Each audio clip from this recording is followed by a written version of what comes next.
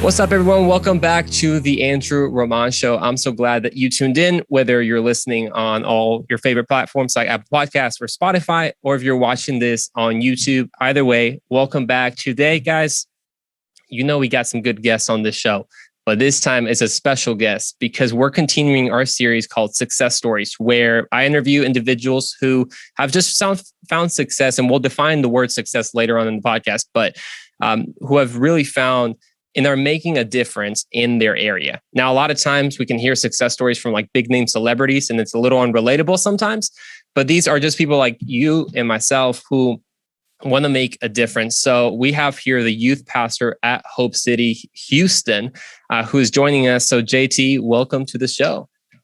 Hey, what's up, Andrew, man? Super excited to be a part of this, man. I'm excited. I'm here, ready to talk, ready to get into it. So let's do it. That's awesome, man. Well, let's get right to it because I want to make the most use of the time we got together. So first off, JT, I heard about Hope City. Actually, I went to a Gateway Leadership Conference probably back several years, and I heard Jeremy Foster preach there, and I was just like, man, he's good. He's good. And then from there, I just got connected, and I started following you guys on Instagram. But some people might not be totally familiar with yourself or the church, but could you just tell us a little bit about yourself, where you're from, and what you do?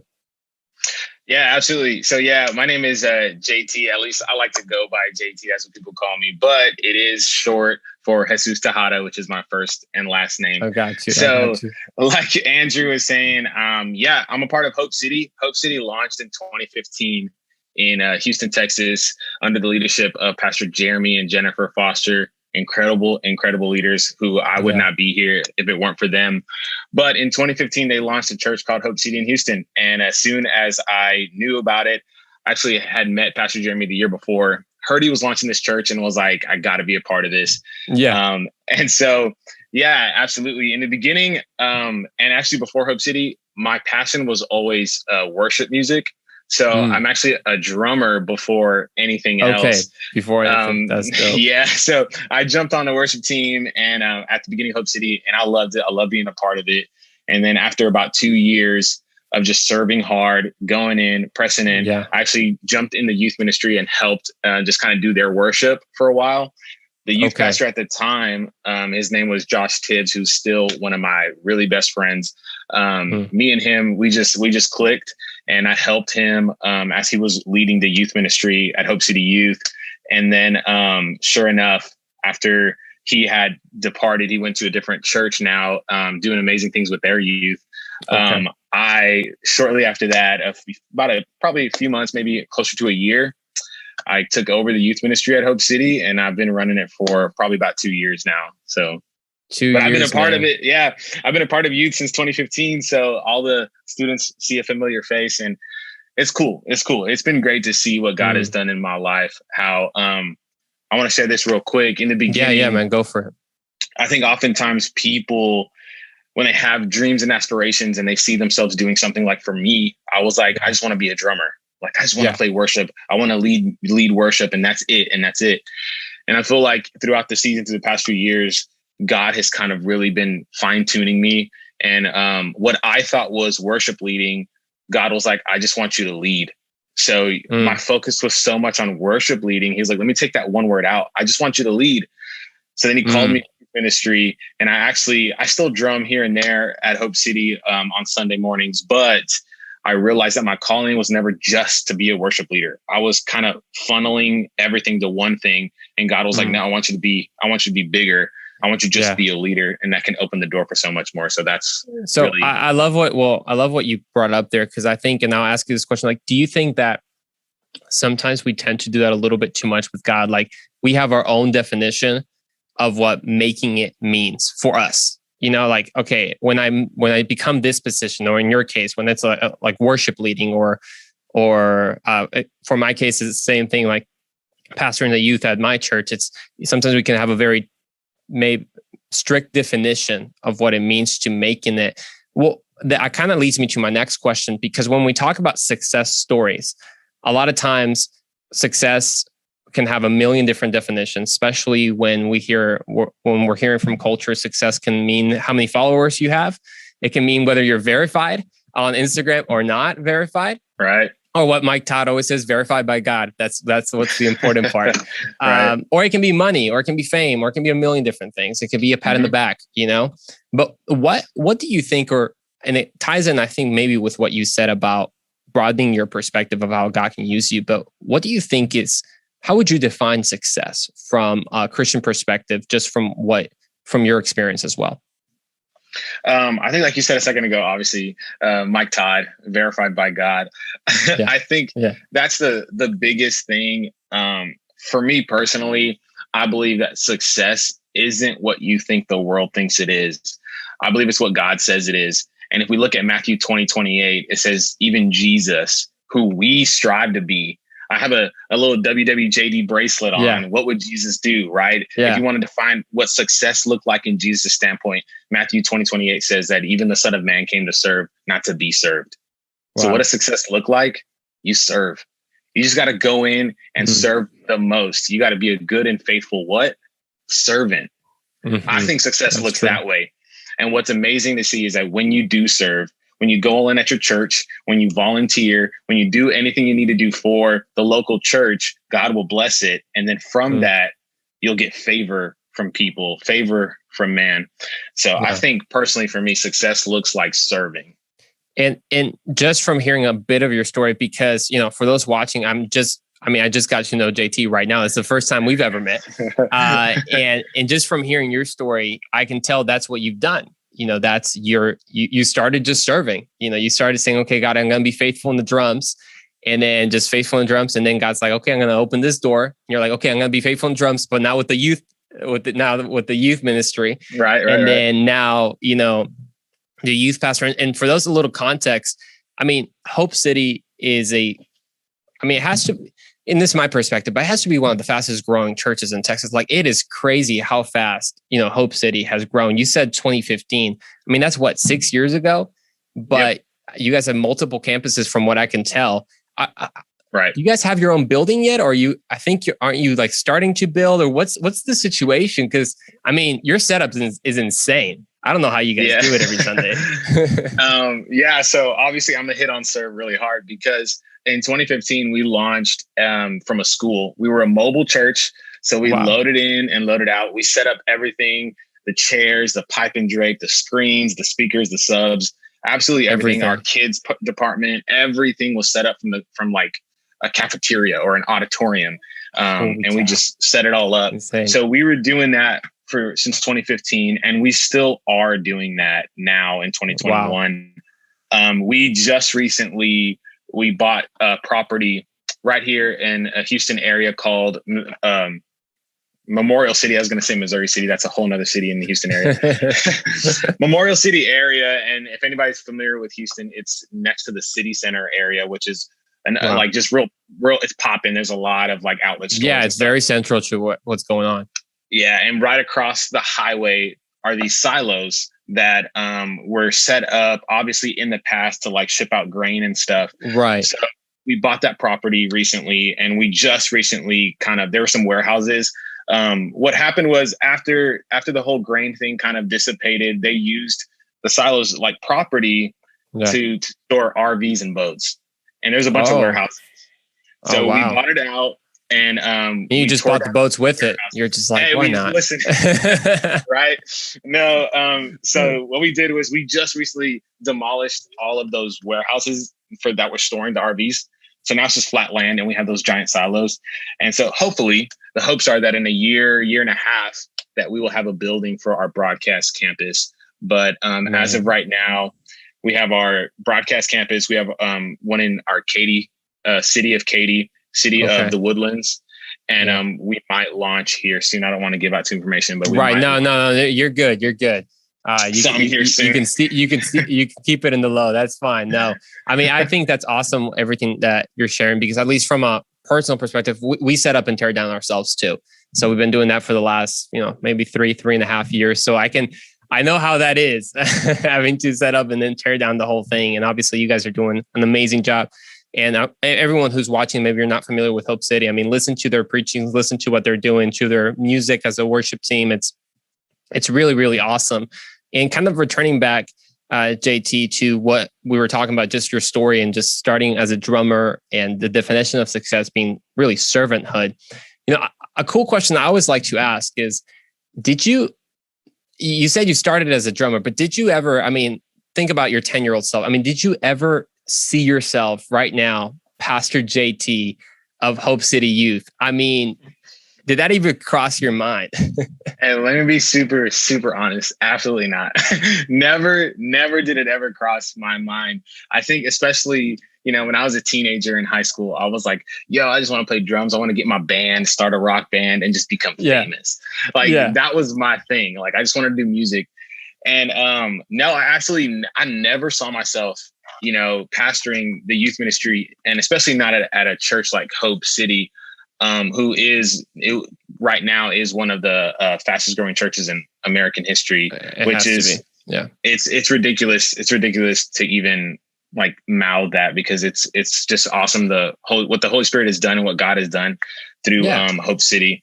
But no, as a kid, man, I just wanted to do music. Was my life. Music was everything for me. Like growing up, teenager, even throughout my 20s. I just turned 31 this year.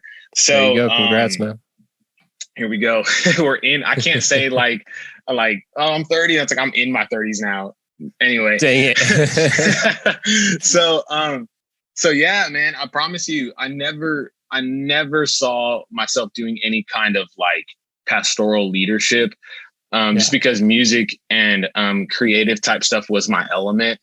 It wasn't until about 4 years ago that God was opening doors that were literally in front of my face that I was kind of ignoring, but they were revolved around music. And that's the crazy thing, is God will use something that you see as your passion. He will use it to get you somewhere that he needs you to be now. And so for me, that was worship. I was like, it was almost as if God was like, bro, if I can't take you out of this, like I'm gonna bring something to what you're in so I can then take you out.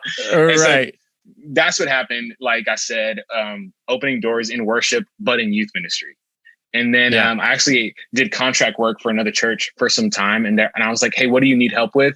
They're like, in our worship department. I was like, oh yeah, but in our youth ministry. And I was like, oh, okay, I'll go ahead and do guy that. Was still trying to get your attention, man. And it was literally the entire time. He was just trying to grab my attention. And then, no, up until 27, I still didn't know what like God really had for me in my future. So I know a lot of times, especially teenagers, young adults, they're trying to figure it out. What's my next step? Do I go to college? And if I go to college, what do I do after that? What do I do for my job? I don't know what I'm going to do with my life. Can I tell you this? I didn't really figure it out until I was 27. And God is still barely working and unfolding and unwrapping what I feel like I'm barely stepping into as far as my calling is. And I'm 31 and I'm like, now I'm starting to see the fruit. Now I'm starting to see like, oh, this is what God really wanted me to do my entire life. But it took me 31 years to get here. So don't ever be discouraged. If you're a youth or young adult paying attention to this, like, listen, hear me. I'm 31 and I'm barely seeing where God's really starting to unfold my calling. And so I would never get discouraged. Don't ever get discouraged, because God will use anything that you're working through right now. And I love what you're saying there, JT, because, well, first of all, 31, you're still young. You still got a lot. But hey, I am 22, so I don't really know what that feels like yet. But I'll hit that at some point. But I think what you said is so true, that a lot of times, you mentioned that when you were young, you had no idea you would be here, which speaks to the flexibility that one has to have, because we have such a tight grip on our plans and our futures. Right. That God's like, hey, all those passions I gave you, they're from me. It's not like I'm going to take away your passions and I want you to do something boring, but I might need to just kind of redirect you a little bit with that. And it speaks to an encouragement. Maybe there's someone right now listening, you're in your 30s and you still have no idea what you're doing. And you feel like, man, am I too late? No, you're not. JT's saying right now, you are not too late. Nice. And the good news, and this is an encouragement to everyone, God is one who multiplies things. So you never actually lose time because God multiplies it. If God only added, he'd always be behind if you've missed things, but God always multiplies and he can make up for quote unquote, what the world would call lost time. Yep. But right. I love, thank you for sharing that. You know, and a lot of times whenever we talk about success stories, people can kind of excuse ourselves from responsibility because our life doesn't quite match up the successful person's life, right? Someone might say, well, I'm not at Hope City, you know, so look at me. I can't be necessarily JT, and no, everyone's called to be, you know, their own person. But was there ever a time when it wasn't all rose-colored glasses, when it wasn't all, oh, we're just, you know, we're blowing up over here, everything's great? I mean, was there ever a time when maybe even personally for you, it felt hopeless, or maybe hopeless is a dramatic term, but tough to really just to keep pressing forward and to keep moving forward and just kind of your journey? Yeah, for sure. There's two moments, and if I could share both, I'll be real quick. Go for it, man. So when I was about 19, my entire life I actually grew up Catholic. So I was Catholic, and at 19 I dated a girl, and then this girl's like, "You need to try out my church," and it was a Christian non-denominational church, but they had a heavy like Pentecostal influence. So they were getting down. So as a Catholic, jumping into this was just like a whole new world to me. But be that as it may, I was actually in my freshman year at college. I went to the University of Houston. At the end of that first semester, I found myself like just not getting it. And I was like, you know what? College ain't for me. So I dropped out. But my thing was like, I'll go back. Right. And I never went back. Right. But after that, and then I was dating the girl, and I was just like, man, and I'm looking for a job too. I'm like, I don't really have a good job right now. School's not working out. What do I do with my future? What do I do with my life? I was so kind of lost. I actually told the girl that I was dating at the time, I said, hey, like I'm so confused. I'm so lost. Like, why would God do this to me? Like, if God is real, why is he letting me go through this? And I remember having this like real moment. Yeah. And I actually even had the moment of doubt, and I shared it with her, and I was like, hey, is there even a God? And in that moment, what I wanted was for her to comfort me and say everything was okay. Unfortunately, she did the exact opposite. And then so she left. And so here I am alone, like drop out, no job. And I'm like, what do I do with no girl?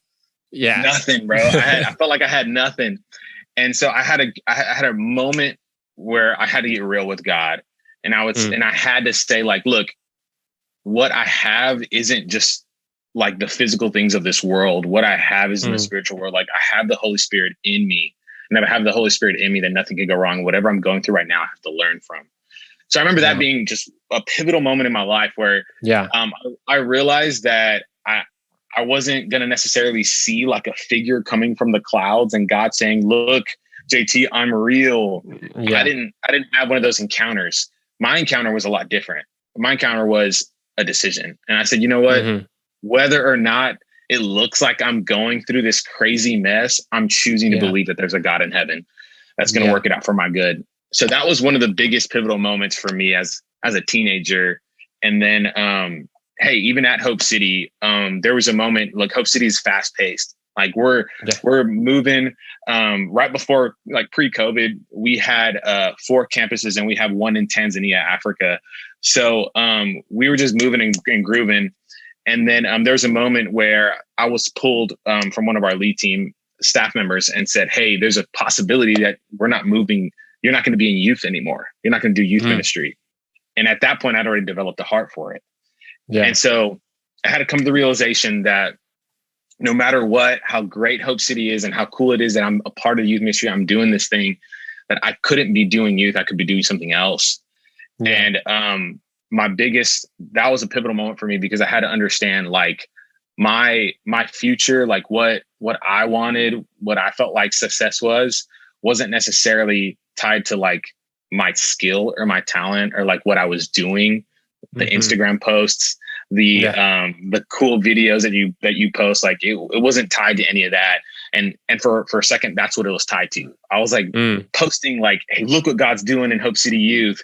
Look at all the lives that were saved. Look at all the lives that were dedicated, like all this crazy stuff. And I felt like I started investing in the work of God, like the work of it, not necessarily the work for God.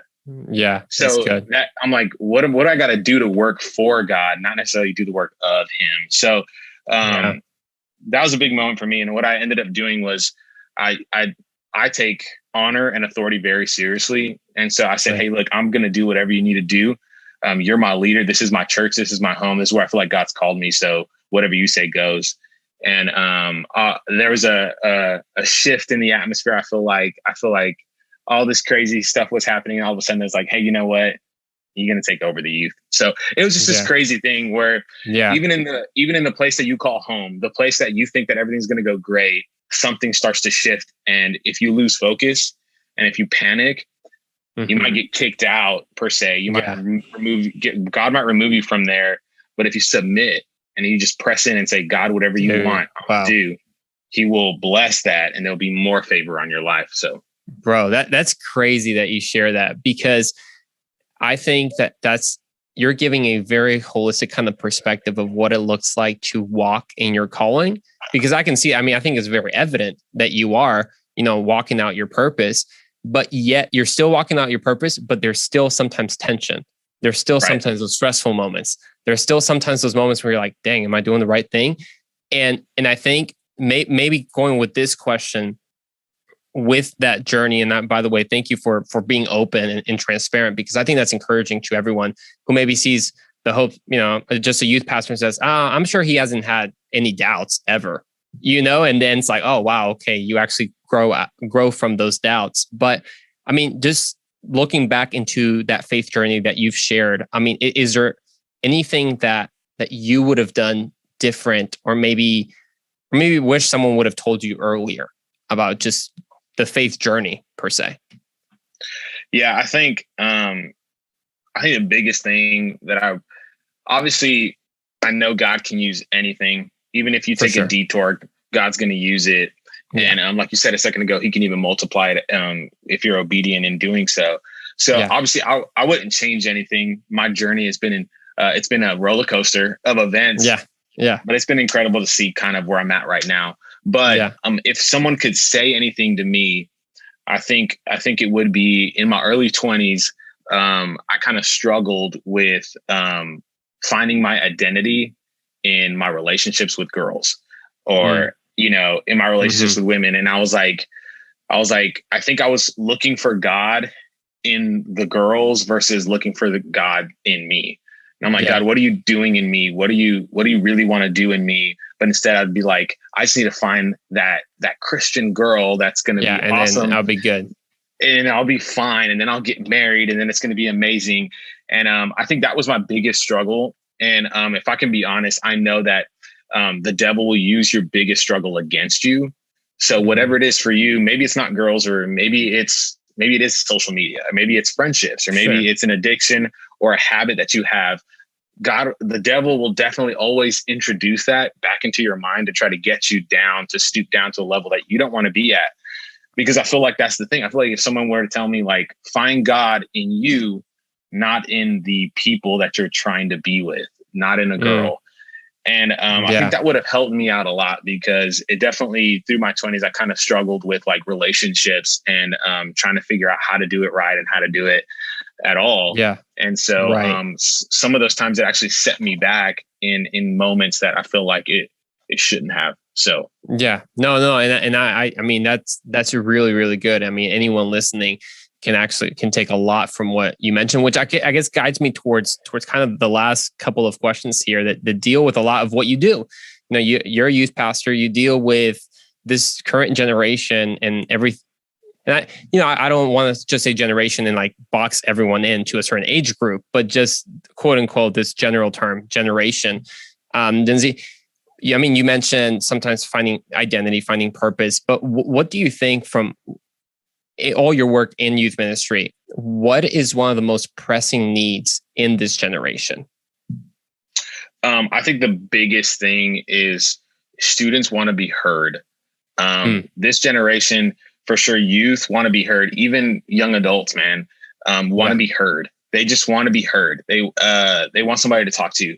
And I think the biggest thing for me that I realized is growing up in the Christian church, you're taught the right thing to say. Like, God will bless you exceedingly abundantly above all that you can think, ask, or imagine. God will bless you. And, peace that surpasses all understanding. Those are all the right things to say. And there's nothing wrong with that. We all know the Christianese Exactly. You speak Christianese, you know it.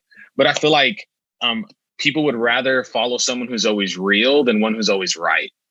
So if you're stuck on being right, you may not get to the heart of what these people really are dealing with. Because some of these people, anxiety, like never before, depression, suicide, like there's so many things that they're dealing with. They just want somebody to talk to and lean on. And I really 2 weeks ago, I was talking to a 12-year-old. Listen, a 12-year-old pulled me aside and said, I've been thinking about suicide. Wow. And all they want to do is talk. And I was there and we talked it out. I got to pray for him. But that's the thing. If you're focused on the right thing, you may miss those moments. You may miss those real intimate moments that I feel like at the end of the day, there's so much that they're dealing with in this generation. There's all this identity issue, everything at the end of the day, they just want to be heard. They just want to be heard. And I love that. And what do you think is maybe something that if there's a young person right now, or youth, young adults, whatever, that's kind of relating with what you're saying, it's making sense to them. I mean, what can we do, or youth and young adults do now that can really set them up for success, that can set them on the right path? I think the biggest thing is influence. I think everybody needs to know this. No matter what you do, even if you say something or you don't say something, you're influencing something. So like just when someone asks you a question, if you don't say anything, people are going to think, oh, well, he doesn't care.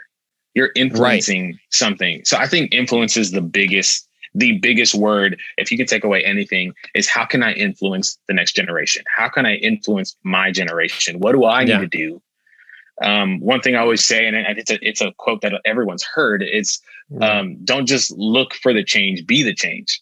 Right. So be the change you want to see in the world. Like, stop complaining about it. Stop saying like, I hope someone does something. You do something about it. Be the change. Yeah.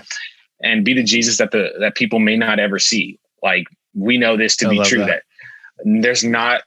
people don't go to church like maybe they did in the older days. Like, they're not looking for a church. They're looking for people.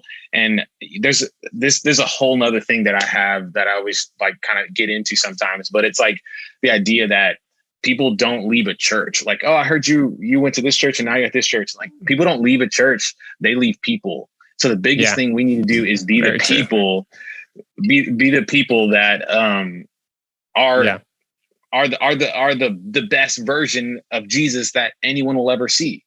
Yeah, so sometimes I love that. People need to go to church and they're like, hey, is this Jesus? I'm like, no, I'm Jesus.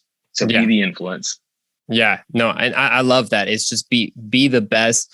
It's what they say, be the Bible that people will read, because like you mentioned, people aren't necessarily like going to church, but what if in the daily interactions, not only on Sundays, but Monday through Saturday, they actually see and are impacted by what God's doing inside of you, And I love that. Pastor JT, I appreciate it, man. Thank you so much for being with me. It was awesome. Just obviously, thank you for being vulnerable. I got a lot from this because I'm in youth ministry myself, and a lot of what you said, I feel like you've done some things that I'm like, okay, I get that now. Yeah, I'll learn a lot from him, and I appreciate that. Again, thank you for everyone who's watching. You don't want to miss another episode of the Success Stories. We'll see you then.